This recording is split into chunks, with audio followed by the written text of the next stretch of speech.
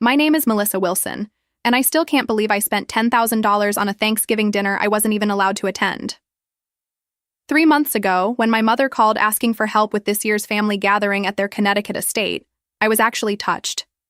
For once, Catherine Wilson seemed to genuinely value my input, and I was thrilled at the prospect of our entire extended family gathering for the first time in 5 years. I'm 35 now, a financial consultant in Chicago who's done pretty well for herself despite my family never really acknowledging my success. When Mom mentioned needing financial assistance for the holiday, I didn't hesitate. I transferred the money immediately, imagining the warm family reunion, the laughter around the table, maybe even finally earning that maternal approval I've chased my entire life. I spent weeks helping with arrangements, calling vendors, planning details, all while juggling my demanding job. I thought we were building something special together, maybe even repairing our strained relationship. Then, just 2 weeks before Thanksgiving, I received that text that still makes my stomach drop. "We'll thank you from a distance. The guest list needed some adjustments." At first, I thought it was a joke, some strange attempt at humor from a woman not known for her warmth. But the follow-up messages confirmed what seemed unthinkable. I had paid for an elaborate family Thanksgiving that I was now explicitly uninvited from. In that moment, staring at my phone in my Chicago apartment, something inside me finally broke. But also, strangely, something else awakened. If my family thought they could use me for my money while discarding me emotionally, they were about to learn a very expensive lesson about gratitude. I've always been the reliable one in my family, the person everyone calls when they need something fixed, paid for, or sorted out. Despite this, appreciation has always been in short supply. Growing up as the oldest of 3 children, I learned early that performance was the currency of love in the Wilson household. My father, Richard, a successful but largely absent corporate attorney, delegated all family matters to my mother, Catherine, whose approval I desperately sought but rarely received. I put myself through Northwestern University with scholarships and part-time jobs, eventually landing a position at a prestigious financial consulting firm, while my siblings followed more erratic paths. My brother Todd, 2 years younger, cycled through phases of gambling addiction that drained not only his bank account, but often mine too. My younger sister Elaine, the family favorite despite her chaotic lifestyle, was now navigating her 3rd divorce, each marriage shorter than the last. I still remember my first taste of family exclusion, Thanksgiving when I was 10. Despite being the oldest child, I was relegated to the kids' table while 8-year-old Elaine was invited to sit with the adults because she's more sociable. That pattern continued throughout my life. Achievements overlooked, presents tolerated, rather than celebrated. Yet I persisted in seeking their approval, building my career in finance while watching my siblings struggle. When the family needed money for emergencies, vacations, or bailouts, my phone would ring. The Thanksgiving drama began 3 months earlier with a rare direct call from my mother. "Melissa," she said with unusual warmth, "we're planning a special Thanksgiving this year. Everyone will be there. We could use your help." Something in her voice made me hopeful. Maybe this was the beginning of a new chapter in our relationship. I transferred the $10,000 the next day. The first red flag appeared when I called to discuss menu details a week later. Mom was vague, deflecting my questions with, "Oh, don't worry about that, and we've got it under control." When I pressed for specifics about who was handling what, she became irritated, saying, "If you must know everything, I'm handling it." The second warning sign came during a video call with my dad about an unrelated matter. In the background, I heard my mother on another phone praising Elaine.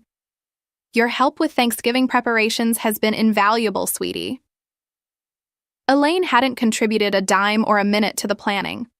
Still, I dismissed these concerns as paranoia. After all, I had finally been invited to participate in something important to my mother. Surely this time would be different.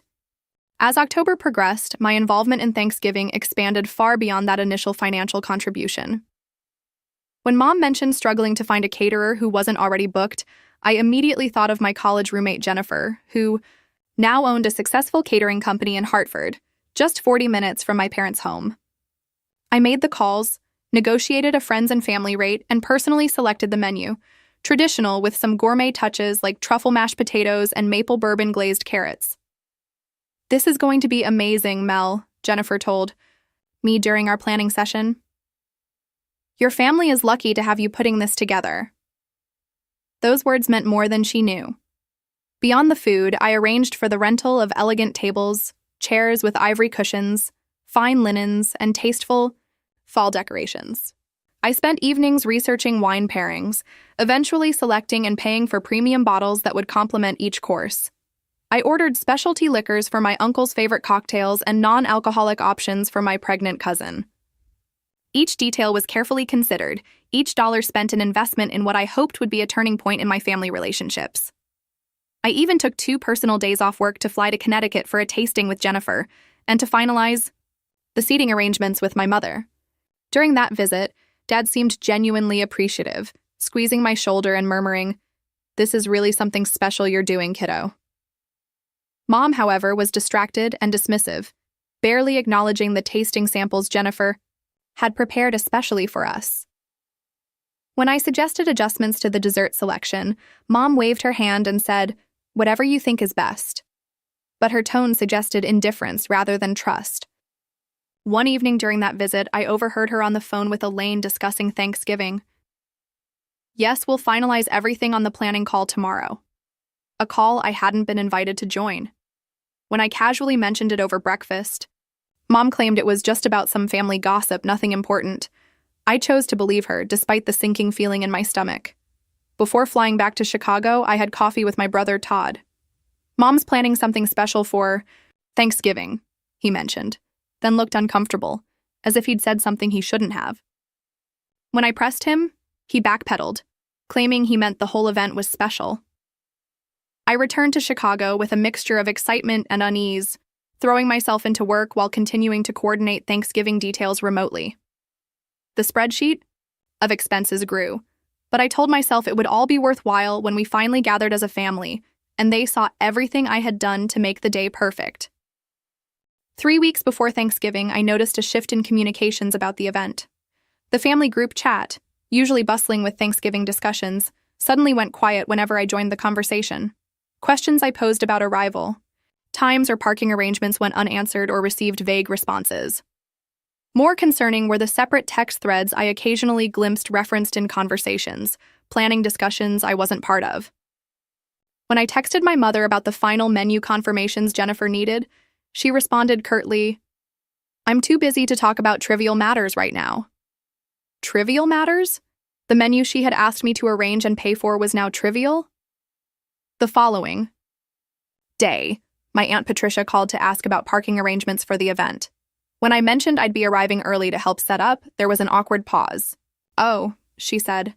"I assumed you weren't—" "Never mind, dear." Before I could press her on what she meant, she hurriedly changed the subject. My cousin's social media posts about Thanksgiving preparations tagged everyone in the family except me. One photo showed my mother, sister, and 3 aunts at a Thanksgiving planning lunch I hadn't been invited to. The caption read, "Final countdown to the Wilson family feast."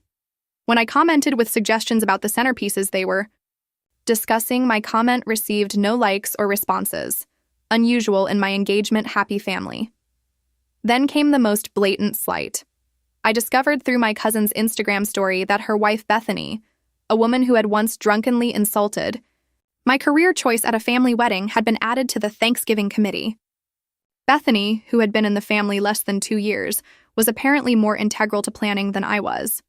The situation escalated when Jennifer called me, clearly uncomfortable. "Melissa, I'm in a weird position here," she began. "Your mother called to discuss some menu changes and specifically told me not to bother you with the details since you're too busy with work. I thought that was strange since you've been handling everything." When I called my mother to clarify, she claimed Jennifer had misunderstood. "I was just trying to respect your time, dear," she said with a brittle sweetness that didn't reach her eyes during our video call. "You're always complaining about how demanding your job is." I had never once complained to her about my job. In fact, she typically showed no interest in my career at all. My anxiety grew, but I kept pushing it down. "You're being paranoid," I told myself. "They wouldn't exclude you from an event you're funding and organizing." Even as evidence mounted, I clung to denial like a life raft. My therapist had a term for this: wishful blindness. It was easier to ignore the warning signs than confront the possibility that even after all this effort, all this money, all this care, my family still didn't want me at the table. 2 weeks before Thanksgiving, I called my mother to confirm my arrival time, planning to fly in Wednesday evening and help with last-minute preparations. The conversation that followed still plays in my mind on difficult nights. "About that, Melissa," my mother began, her voice taking on the clipped tone she used when delivering unpleasant news. "We've made other arrangements for your seat." I thought I'd misheard her. "What do you mean, other arrangements?" The silence stretched before she continued. "The thing is, we've finalized the seating chart, and frankly, the family would be more comfortable if you joined us another time. Not Thanksgiving." My mind went blank with shock. "Mom, I don't understand. I paid for this dinner. I organized everything. What are you talking about?" Her sigh carried through the phone, laden with the impatience she'd always shown when I failed to immediately acquiesce to her wishes. "This is exactly why, Melissa. You always make everything about you. Yes, you contributed financially, and we appreciate that. But your judgmental attitude ruins the atmosphere. Everyone walks on eggshells around you." Each word felt like a physical blow. "Judgmental? Mom, I've been nothing but supportive. I've spent weeks planning this down to the last detail." Then came the revelation that truly gutted me. "We've invited Jason and his wife Rebecca instead." Jason, my ex-boyfriend of 3 years who had cheated on me with his coworker Rebecca, now his wife. The same Jason who had once been declared not good enough for the Wilson family by my mother. When I managed to find my voice again, it was barely a whisper. "You invited my ex who cheated on me and his wife to take my place? At the dinner I paid for?" "They're expecting their first child," my mother replied, as if this explained everything. "And Rebecca's family traditions align better with ours." When I brought up my $10,000 contribution, her response was dismissive and cruel. "Well, thank you from a distance. The money's been spent anyway." I hung up and immediately called my father, hoping for some semblance of support or intervention. Dad answered on the first ring, his voice guarded. He already knew. "Dad, please tell me you didn't agree to this," I pleaded. His response was weak, predictable. "Your mother feels it's for the best, Melissa. You know how these family gatherings stress her out? Can't you just come for Christmas instead?" Before I could respond, I heard my mother's voice in the background. "Is that her? Tell her the decision is final." Within minutes of ending that call, my phone pinged with a text from Elaine. "FYI, I'm handling the seating arrangements now. Don't worry, we'll send pics." The casual cruelty of that emoji broke something in me. Todd's message came an hour later. "Hey sis, just heard about Thanksgiving. That's rough. You know how Mom gets. Hope you're not too upset." Not too upset. About being excluded from a family gathering I had financed and planned? About having my seat given to the man who had betrayed me and the woman he'd betrayed me with? I spent that night alternating between sobbing and staring blankly at my apartment ceiling, wondering how the family I had tried so hard to please could discard me so easily, so cruelly, without a second thought for either my feelings or my contribution. The weekend after my mother's rejection passed in a blur of isolation and self-questioning. I canceled plans with friends, ignored work emails, and barely ate. The pain wasn't just about Thanksgiving. It was the culmination of a lifetime of similar rejections, each one brushed aside in my desperate pursuit of approval. Memories surfaced like bruises. My high school graduation, where my parents left early to attend Elaine's dance recital.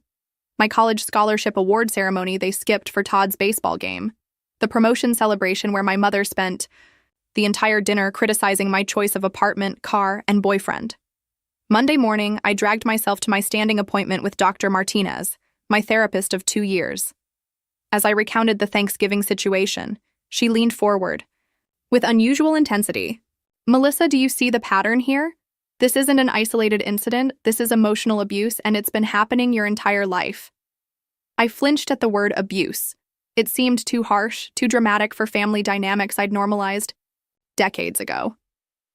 "They're just disappointed in me," I offered weakly. "They have high standards." Dr. Martinez shook her head firmly. "Taking $10,000 from you for an event, having you plan it, and then uninviting you isn't high standards. It's exploitation and cruelty." That evening, my best friend Aisha came over with Thai food and righteous indignation. Unlike my therapist's measured professionalism, Aisha's anger was raw and validating. "Are you kidding me? They took your money, made you do all the work, and then told you not to come, and invited your cheating ex instead?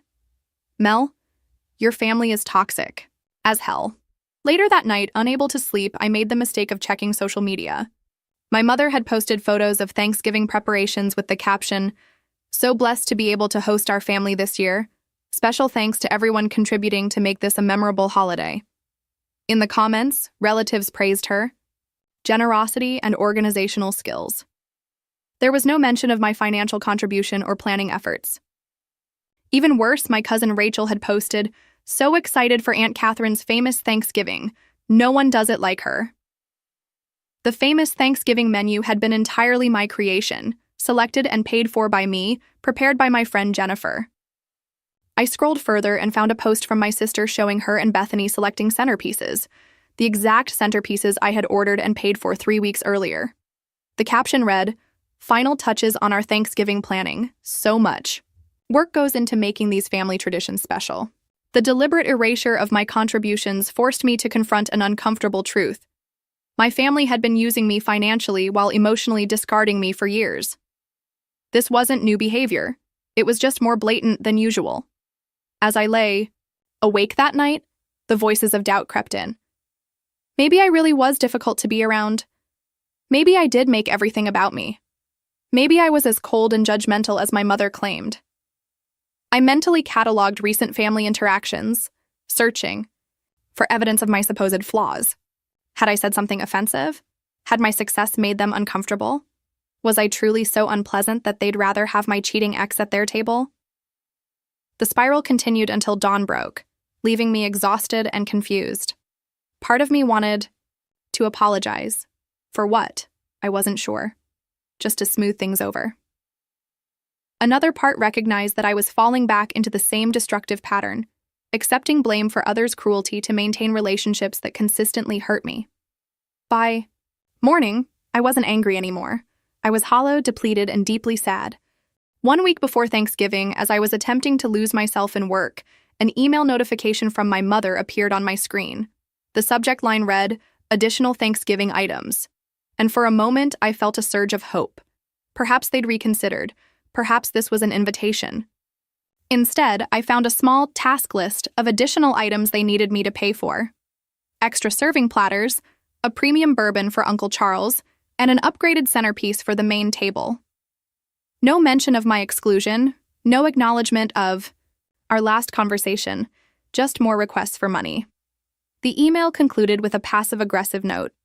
"Since you won't be using your ticket, we invited cousin Rachel instead. She sends her thanks." The casual cruelty of that message left me breathless. Later that day, Jennifer called with an awkward update. "Your mother contacted me about adding seafood appetizers to the menu," she said hesitantly. "She mentioned they're adding them specifically because Melissa won't be there with her shellfish allergy. I feel terrible even telling you this, but I thought you should know. I don't have a shellfish allergy. Never have. But Jason's new wife, Rebecca, does. They were literally customizing the menu to accommodate the woman who had helped destroy my relationship while using my absence as the justification." That evening, through my cousin's Instagram story, I discovered the family Thanksgiving photos would happen Wednesday afternoon, deliberately scheduled for before my earliest possible arrival time had I still been invited. The caption, "Can't wait for complete family photos tomorrow. Everyone will be there." Everyone except me, of course. Then my brother called, and I felt a flicker of hope that at least one family member might be on my side. Instead, Todd asked if he could borrow $3,000 for gambling debts. When I reminded him that I'd been uninvited from Thanksgiving, he sounded genuinely confused. "Wait, you're not coming? I thought you knew about the plan all along. Mom said you preferred to send money instead of attending. The deliberate lies my mother had told the family about my exclusion were the first thing to truly penetrate my numbness. But what finally shattered my remaining composure was seeing my sister's Instagram post of the seating chart. There, at the head table in what would have been my place, was Rebecca's name, written in gold calligraphy on the name cards I had selected and paid for. The photo caption read, "Final seating arrangements. Had to make sure everyone who matters is at the perfect table." Something fundamental shifted inside me in that moment. The hurt transformed into clarity, the grief into resolve. I had spent my entire life being the family doormat, reliable, generous Melissa, who would always give more than she received, who would absorb any slight with a smile and open her checkbook for the next emergency. I realized with startling clarity that nothing would ever change unless I changed it. No amount of money, success, or accommodation would ever make them value me. In the stillness of my apartment, I made a decision. I would not be a victim in this story. I would not continue to fund my own exclusion and mistreatment. That night, Jennifer called again after her final planning call with my mother. "Melissa, I don't know how to tell you this," she began, "but your mother told everyone that you generously stepped aside from Thanksgiving because you couldn't handle being around normal, happy families due to your psychological issues. She suggested people not mention the holiday when they next speak to you because it might trigger you." The rage that surged through me was unfamiliar and almost frightening in its intensity. But it also felt cleansing, necessary, and long overdue. The next morning, I woke with unusual clarity. Instead of the emotional fog that had enveloped me for days, I felt sharp, focused, and strangely calm. First, I needed to understand exactly what aspects of Thanksgiving were under my control. I created a detailed list of everything I had arranged: catering by Jennifer, tables and chairs from Elite Rentals, linens from Hartford Home Goods, decorations from 3 separate vendors, alcohol from Vineyard Selections, and various specialty items from local suppliers. I realized with growing satisfaction that every single contract was in my name. I had arranged everything, signed everything, and most importantly, could cancel everything. Before taking any action, I called my friend Marcus, a corporate attorney, to understand my legal position. "Let me get this straight," he said after I explained the situation. "You paid $10,000 for an event you've now been explicitly uninvited from, and they're expecting you to cover additional expenses after excluding you?" When I confirmed, his advice was unambiguous. "You have zero legal obligation to maintain services for an event you've been barred from attending. The contracts are in your name. You can modify or cancel them at your discretion." Armed with this confirmation, I began executing my plan. My first call was to Jennifer. "I've been uninvited from the Thanksgiving dinner I planned and paid for," I explained. "I'm going to cancel the catering services, but I want you to keep the deposit for your trouble." Jennifer was shocked but supportive. "Mel, that's awful. Of course I understand. What do you want me to tell them when they call in a panic on Thanksgiving?" I considered this. Just tell them the truth, that the person who arranged and paid for the service is no longer involved with the event, so there is no service. Next, I methodically contacted every vendor, explaining the situation with calm professionalism. Without exception, they expressed sympathy and processed the cancellations. Some even offered to rebook me for personal events at discounted rates in the future. Each cancellation email included the same line: "Please direct any questions to Catherine Wilson, who is now solely responsible for this event." As I took back control, an unexpected weight lifted from my shoulders. For the first time, I was standing up for myself against my family's manipulation. Instead of plotting revenge, I focused on creating something positive from the situation. I invited Aisha and a few close friends to a small Thanksgiving gathering at my apartment. "Nothing fancy," I told them. "Just good people who actually want each other's company."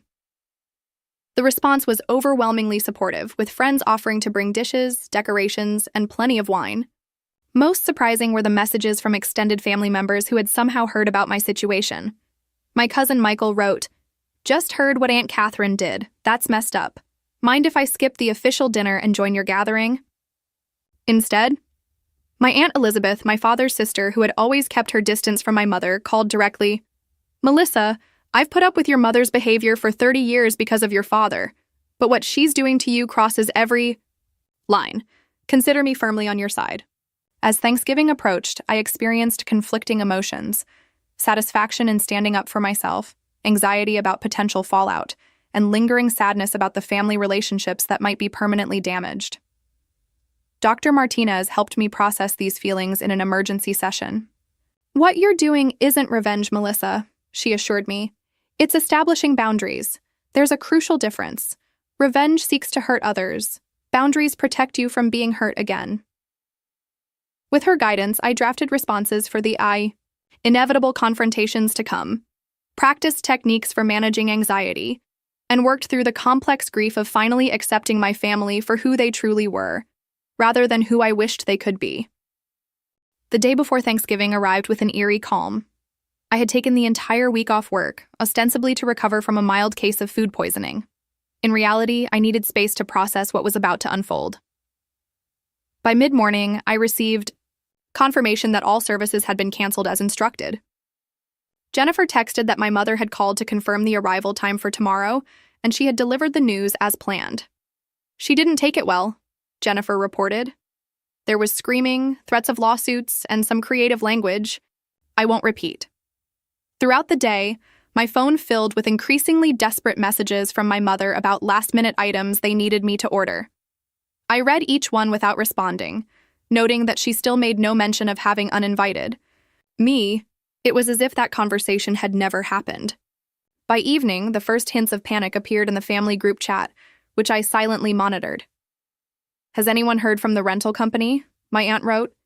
They were supposed to deliver the tables hours ago. My sister chimed in. The alcohol. Delivery never showed up either. Did they give you a tracking number, Mom? I turned off notifications and went to bed early, knowing the real storm would hit in the morning.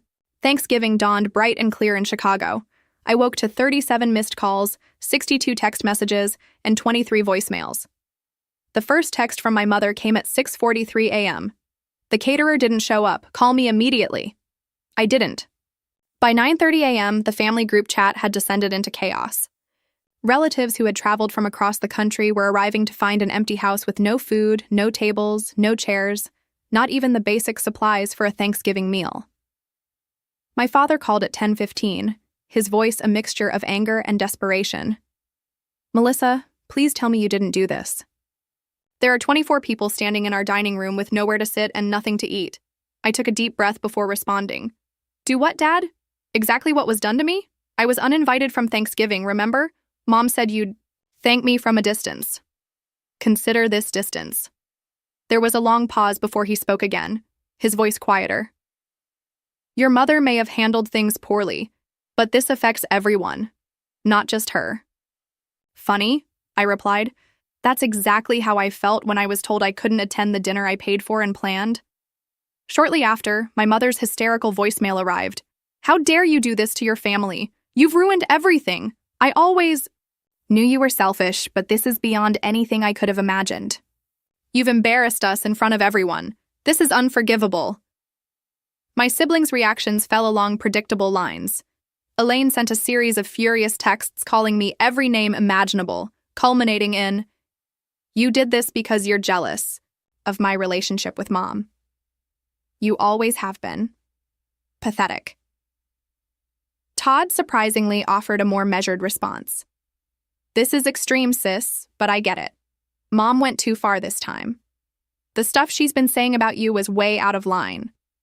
By noon, reports were filtering in from various family members about the chaotic scene at my parents' house. Cousin Rachel described Aunt Catherine having a complete meltdown in the kitchen, while my father frantically called local restaurants looking for last-minute Thanksgiving reservations for 24 people, an impossible task. Uncle Robert reported that several guests had already left to find open restaurants or return to their hotels. My Aunt Elizabeth texted, In 40 years of Wilson family gatherings, I've never seen anything like this. Your mother is telling everyone this is somehow your mental breakdown. I set the record straight about what really happened. Some people are actually laughing about it. As the situation unfolded in Connecticut, I hosted my alternative gathering in Chicago. Aisha arrived early to help cook, bringing her famous cornbread stuffing and moral support. Friends trickled in throughout the afternoon, each adding a dish to our eclectic feast. My cousin Michael and his husband drove 3 hours from Milwaukee to join us, bringing homemade pies and family gossip. By evening, my apartment was filled with laughter, genuine conversation, and the warm glow of people who chose to be together. In quiet moments, I still felt the complicated grief of family rupture alongside the vindication of finally standing up for myself. When my phone eventually stopped buzzing with angry messages, I felt something unexpected: relief. For the first time in my adult life, I was free from the constant anxiety of trying to please people who would never be pleased, free from the exhausting cycle of giving everything and receiving nothing in return. The weeks following what my friends now jokingly called the Thanksgiving Rebellion were a mixture of family fallout and personal revelation. The immediate aftermath was predictably dramatic.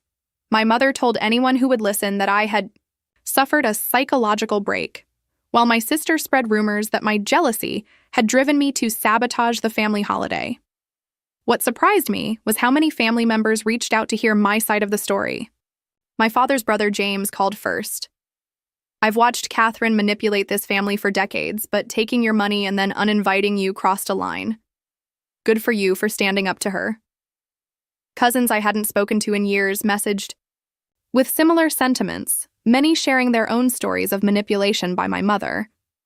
My mother's attempts to control the narrative gradually faltered as more family members learned the truth. She shifted tactics, sending a carefully worded email that managed to simultaneously apologize while accepting no responsibility. "I'm sorry if you felt excluded from our gathering. That was never our intention. In the future, I hope we can communicate better about expectations." I didn't respond. For the first time, I recognized her non-apology for what it was: another manipulation attempt. When Christmas approached, the expected invitation to the family gathering arrived. I declined politely but firmly, explaining that I had already made plans with friends. Instead of spending the holiday anxiously trying to meet impossible standards, I joined Aisha and her family for a week in Cabo San Lucas, returning with a tan, genuine memories of joy, and not a single emotional bruise. 3 months after Thanksgiving, my father and brother reached out separately with tentative reconciliation attempts. Dad invited me to lunch during a business trip to Chicago, where he offered a sincere if uncomfortable apology. "I should have stood up for you," he admitted. "I've been taking the path of least resistance with your mother for so long, I forgot how to take any other path." That's not an excuse, just an explanation. Todd's approach was more direct. "I messed up, sis. I knew what Mom was doing was wrong, but I didn't say anything because it's easier to let her target you than deal with her myself. That was cowardly. And I'm sorry." These conversations were healing, if incomplete. Both men acknowledged the pattern of family dysfunction, but seemed uncertain how to break it. I appreciated their efforts while maintaining the boundaries I had worked so hard to establish. 6 months after Thanksgiving, my father suggested a family therapy session. Surprisingly, my mother agreed to attend, though her participation was minimal and defensive. The therapist skillfully navigated the complex dynamics, drawing out the long-established patterns of scapegoating and manipulation that had shaped our family for decades. When confronted with specific examples of her behavior, my mother oscillated between denial, "that never happened," and justification, "if I did that, it was because Melissa provoked me." Though the session didn't produce the dramatic reconciliation moment of movie scripts, it was valuable in its own way. Hearing a professional validate the dysfunction I had experienced my entire life removed the last lingering doubts about whether I had somehow deserved or imagined the mistreatment. My personal healing journey continued through individual therapy, supportive friendships, and a newfound commitment to self-respect. Dr. Martinez helped me recognize and interrupt the people-pleasing patterns that had made me vulnerable to exploitation, while Aisha and my growing circle of authentic connections showed me what healthy relationships actually felt like. I learned to say no without guilt, to express needs without apology, and to value myself without requiring external validation. Most importantly, I stopped viewing my family's rejection as evidence of my unworthiness. 1 year after the Thanksgiving incident, as it was now known in family lore, I hosted my own celebration. The guest list included friends, supportive family members, colleagues, and even Jennifer, who had dropped my mother as a client and become a dear friend. As we gathered around my table, everyone welcome, everyone valued simply for their presence, rather than their contributions, I realized how much I had gained by losing the approval I had chased for so long. The family I chose surrounded me now, built on mutual respect rather than obligation or manipulation. When someone asked if I regretted my actions the previous Thanksgiving, I considered carefully before answering. I regret that it took me 35 years to realize my worth wasn't determined by people who couldn't see it, I said finally. But I don't regret setting boundaries, even when it caused discomfort. Sometimes the most loving thing you can do, for yourself and ultimately for others, is to stop participating in harmful patterns. Today, my relationship with my family has found a new equilibrium. We interact with greater honesty and clearer boundaries. My mother and I maintain limited contact, connected more by mutual family relationships than genuine closeness. My father and I speak regularly, our relationship stronger for having confronted its weaknesses. Elaine remains distant, still loyal to our mother's version of events. Todd and I have rebuilt a friendship based on adult terms rather than childhood dynamics. The journey from doormat to self-respect wasn't linear or easy, but it was necessary and ultimately liberating. I learned that true family, whether biological or chosen, uplifts rather than diminishes, celebrates rather than exploits, and loves without keeping score. Most importantly, I discovered that setting healthy boundaries isn't selfish. It's the foundation of all meaningful relationships. If my story resonates with you, perhaps you're facing your own version of a $10,000 Thanksgiving dilemma caught between self-respect and family expectations. Have you ever had to choose between pleasing others and honoring yourself? How did you handle it? Share your experiences in the comments below. If this story helped you see your own relationships more clearly, please consider subscribing for more reflections on family dynamics, personal growth, and the complicated journey toward authentic living. Remember that your worth isn't determined by those who can't recognize it. And sometimes the greatest gift you can give yourself is the courage to walk away from situations that diminish you. Thank you for listening to my story, and may your own table, wherever and with whomever it may be, always be filled with those who truly value your presence.